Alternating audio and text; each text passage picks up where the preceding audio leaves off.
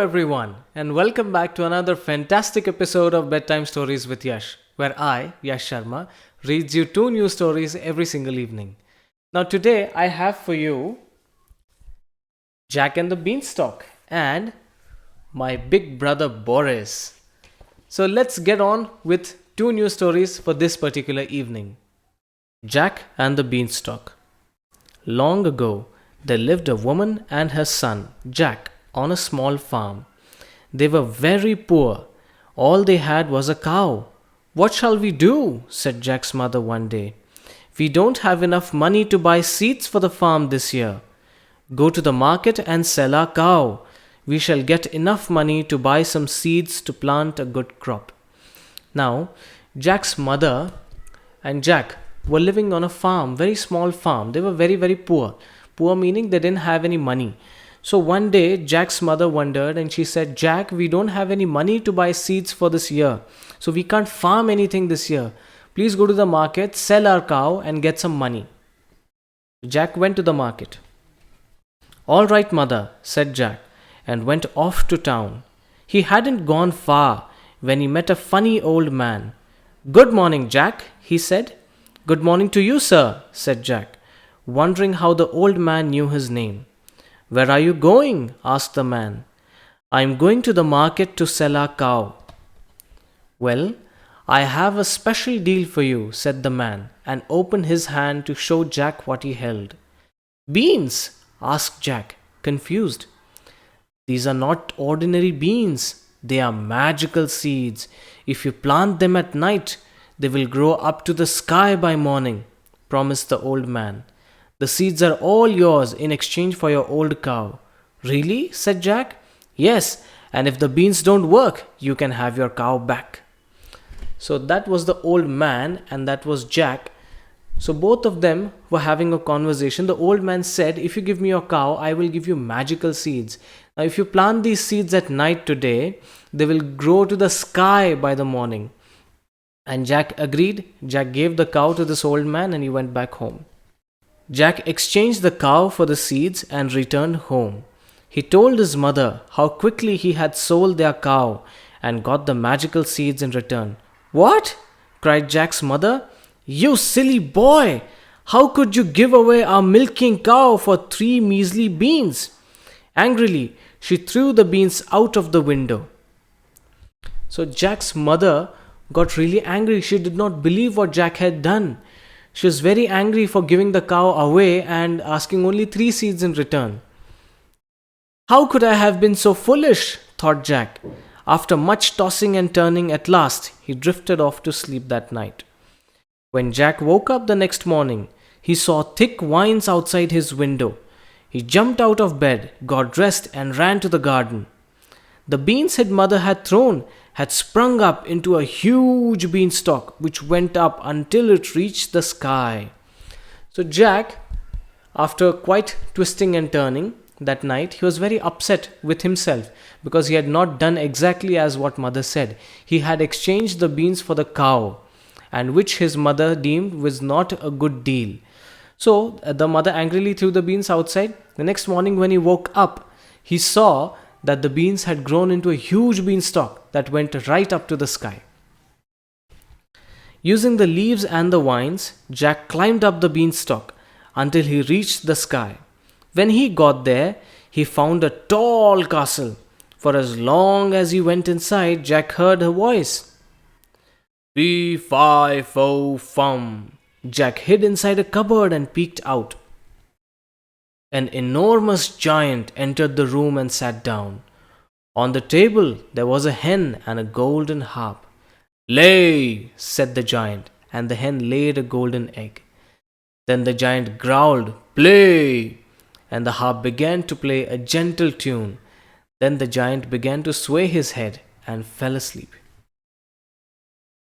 Jack slowly crept out of the cupboard and grabbed the hen and the melodious harp.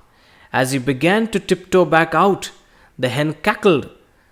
This woke up the giant. He saw Jack and roared angrily, "Fee, fi, fo, fum." So when Jack went inside the castle, he could see that there was a hen who used to lay golden eggs, and there was a harp, a magical harp used to play when the giant said play. Okay. And when Jack saw that the giant was asleep, he quickly took the opportunity, picked up the hen and the golden harp, and then started tiptoeing outside. That means he started moving outside softly. Then the giant woke up, and the giant quickly roared and said, "Fee, fi, fo, fum." Jack ran as fast as he could, and the giant rushed after him. Jack slipped and slid down the beanstalk as quick as he could, with the angry giant at his heels. As he was about to reach the bottom, Jack shouted, "Mother, mother, hurry up! Bring me an axe, bring me an axe!" His mother came rushing out the garden with an axe in her hand. There she stood still, frightened to see the enormous beanstalk. Jack jumped down, got hold of the axe, and quickly began to chop the beanstalk, and the beanstalk toppled over. The giant fell down and broke his crown, and no one ever saw him again. So Jack's mother got an axe, and Jack quickly started chopping the beanstalk, and the giant fell down, broke his crown, and no one ever saw him again. Jack now had the hen that laid a golden egg every single day. Jack used the money from selling the golden eggs to buy seeds for the crop, and so Jack and his mother lived happily ever after. So this is Jack and his mother along with the hen and the golden harp. The hen used to lay golden eggs every day. Jack used to sell those eggs for money, and when he got some money, he used to buy some seeds, and they lived a happy farming life. So let me know what you learned from Jack and the Beanstalk, and let's begin with the next story for the evening. This is me, Little Croc, and this is my family. Mum Croc, Dad Croc, and my big brother Boris. We all live happily in a lovely part of the swamp. So this is a story of a little croc, a little crocodile, who has a big brother named Boris, and Mom Croc and Daddy Croc. Okay, so it's a sweet little family of crocodiles living in a swamp. Boris is a bit older than I am, but we still have lots of fun together.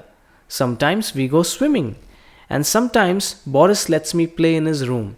So Boris is the big brother of Little Croc. Sometimes he goes swimming with Boris, which is his big brother, and sometimes the big brother Boris lets him play in his room. Look, I'm a monkey. My favorite game is Guess What I Am. Mom and Dad join in, but they are rubbish. So Boris and his little brother, the little croc, they are playing together Guess What I Am. So this is Mommy Daddy Croc, and this is Boris, and this is the little croc who's acting to be a monkey. Mommy says, "Look, I'm a snake," and Daddy says, "Look, I'm a tree." Boris always wins because he is the best. Where is he? Boris is so good. Boris is acting like a log now. So the favorite game of the family is to play Guess What I Am. Okay, so everyone joins in. But lately, Boris has been spending more and more time with friends his own age. They all go to his room and listen to really loud music for hours. "Turn that noise down," shouts Dad when he's had enough. I knock at the door. "Can I come in too?" I ask, but nobody hears me. Okay? So this is Boris again with his friends. So Boris has been spending a lot of time with friends his own age now. Boris is a grown-up crocodile, and he likes to spend more and more time with friends that are his own age. And when the little croc asks if I can come in, Boris gives no answer because he's too busy listening to loud music. Tomorrow we are having a big party for Boris because it's his birthday. I can't wait. I'm making a birthday game for us to play. All his friends start laughing. We are too old to play silly party games, they tell me. But Boris likes party games, I say. No, I don't. Boris snaps at me, which is not very nice and a bit odd because Boris and I play games all the time. So this is the little croc who had made Pin the Tail to the Donkey, which is a very common party game. And he said to his Boris's friends, to the big brother Boris's friends, that Boris likes to play games with me. But then Boris doesn't take his side. Boris says, no, I'm a grown-up croc and I don't like.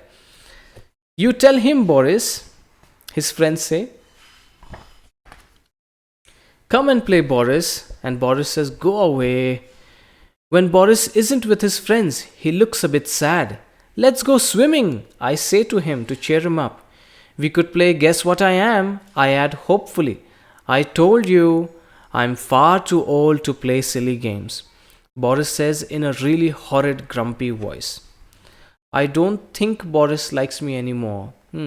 So the little croc is feeling really sad. He feels that Boris, which is his older brother, doesn't like him anymore because no matter what he tells Boris, no matter what he asks to play with him, Boris still says no in a grumpy voice.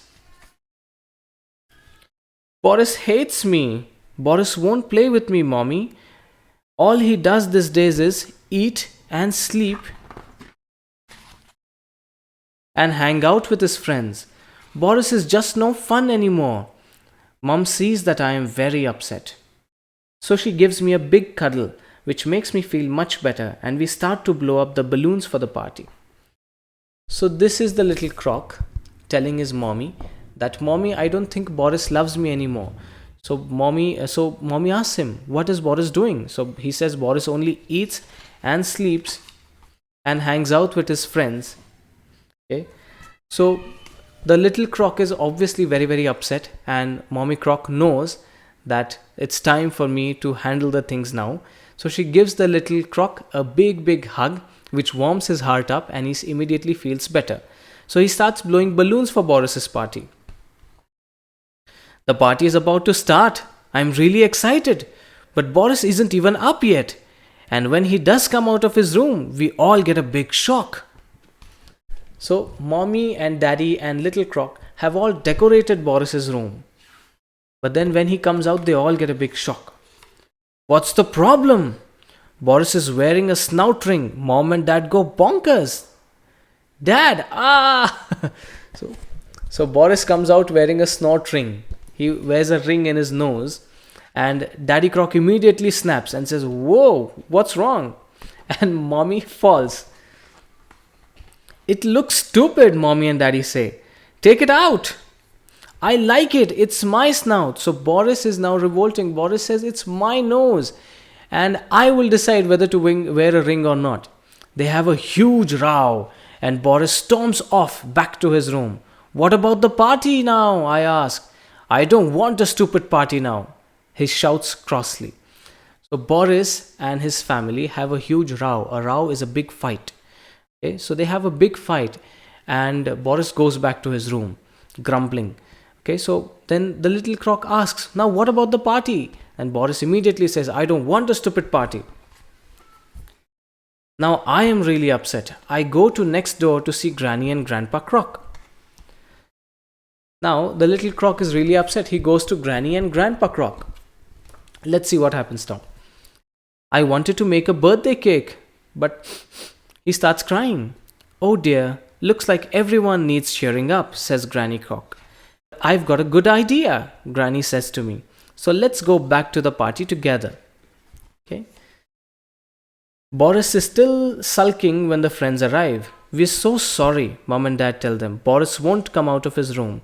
But we've bought presents for him, they say. So, and we've got a special party game, I add in a very loud voice. What a shame, says Granny Croc. Boris will have to miss it. Very slowly, the door begins to open. So now Boris's friends are here. Mommy, Daddy, and Little Croc are looking at the friends, and they are talking to them. The friends say that we've got presents for Boris, but Mommy and Daddy say that he doesn't want to have a party. We just had a big row. And Boris and the little croc also adds that I've got a very special party game also. What a shame, says Granny Croc. Boris will have to miss it. And the door slowly opens. So Boris hears all of this. His ears are outside when he's listening to everyone. And this time it's Boris who gets a big shock. Can anyone guess who these lovely young crocs are? Asks Grandpa Croc. Everyone has a good look at the old photos. No one seems to know, but I think I do. Okay. I know who they are, the little croc says. Okay. So Grandma Croc and Grandpa Croc are showing the pictures to Boris's friends. That's you, Mom and Dad, I shout, and I win the game. Ha ha ha, he he he. So Boris and the little croc saying that that's you, mummy and daddy. We never wore snout rings, did we? Are you sure that's us? So mommy and daddy are confused. They are thinking whether it's really us or we never wore snout rings. Happy birthday, Boris! Wow, a blow up guitar! That's so cool. Boris says it's the best party ever, and all his friends agree. Everyone sings happy birthday.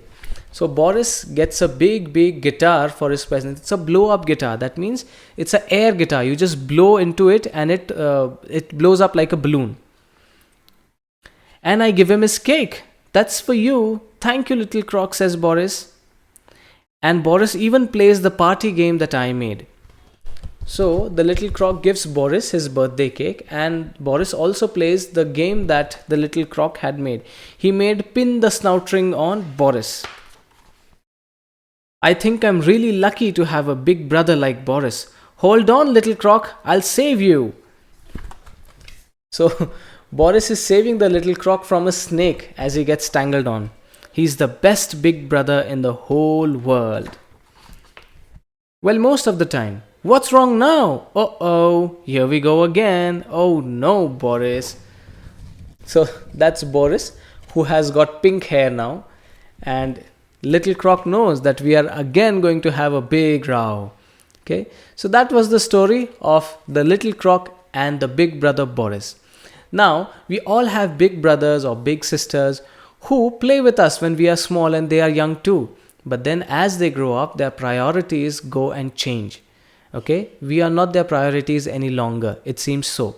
But then when such circumstances happen, we get to know that our big brothers and our big sisters, even though they have grown and even though they haven't been spending much time with us lately, they still love us as much as they used to love us before. Okay, so that was the end of the story. I hope you like the story. I'll see you in the next one. Bye bye.